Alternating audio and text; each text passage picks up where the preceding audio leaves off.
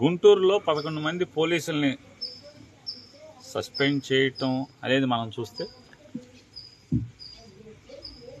రాష్ట్ర వ్యాప్తంగా ఉన్నటువంటి పోలీస్ కానిస్టేబుల్స్ కానీ లేదా పోలీస్ ఉద్యోగస్తులు, సబ్ ఇన్స్పెక్టర్లు లేదా ఇన్స్పెక్టర్లు, డిఎస్పీలు కానీ ఇవాళ మీ అందరికీ ఒకసారి ఈ ఘటనను మీరు ఒకసారి చూడమని చెప్తున్నాను. ఇది పరిశీలించండి ఒకసారి. వెనకటికి ఎవరో చెప్పిన సామెతగా పెద్దలు చెప్పినట్టుగా నిలబడి దంచినా ఎగిరెగిరి దంచినా చంద్రబాబు ప్రభుత్వంలో పనిష్మెంట్లు వాడుకుని వదిలేయటం అనేది సర్వసాధారణమైన విషయం అనేది ఇవాళ ఈ గుంటూరు పోలీసుల సస్పెన్షన్ మనకి కళ్ళకు కట్టినట్టు కనపడుతుంది.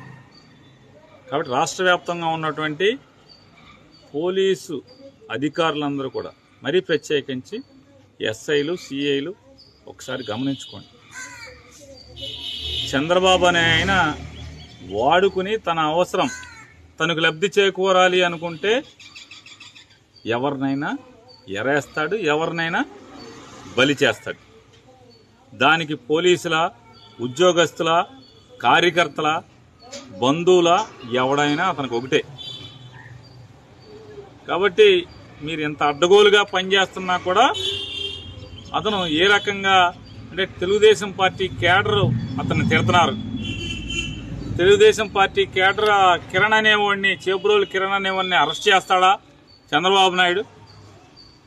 ఏడు మారడరా బాబు అని చెప్పిన వాళ్ళు తెగ తిడుతున్నారు. కాబట్టి వాళ్ళని సాటిస్ఫై చేయడం కోసం ఈ 11 మంది పోలీసుల్ని బలి చేశాడనేది ఒకసారి పోలీసు అధికారులందరూ కూడా గమనించుకోండి. చంద్రబాబు దగ్గర నిలబడి దంచినా ఎగిరెగిరి దంచినా మీకు పనిష్మెంట్లు అనేది ఇవ్వటం అనేది సర్వసాధారణం అనేది గుర్తుపెట్టుకోండి. అట్లాగే రెడ్ బుక్ను చూసో, లోకేష్ మాటలను చూసో, చంద్రబాబు మాటలను చూసినో ఎవరెవరైతే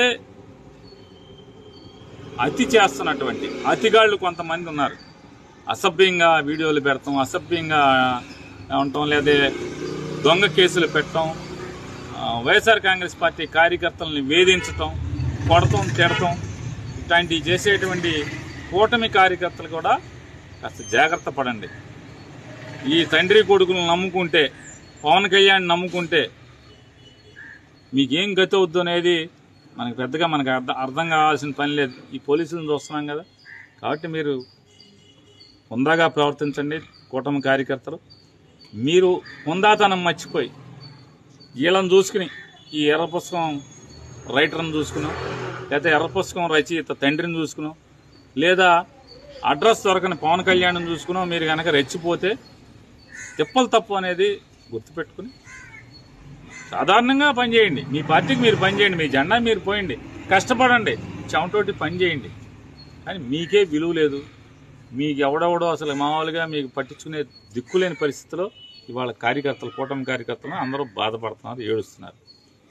ఎవడ పని ఎమ్మెల్యేలు దోచుకునే పనిలో ఎమ్మెల్యేలు ఉన్నారు, అలాగే మంత్రులు దోచుకునే పనిలో మంత్రులు ఉన్నారు, తండ్రి కొడుకులు దత్తపుత్రుడు దోచుకునే పనిలో వాళ్ళు ఉన్నారు.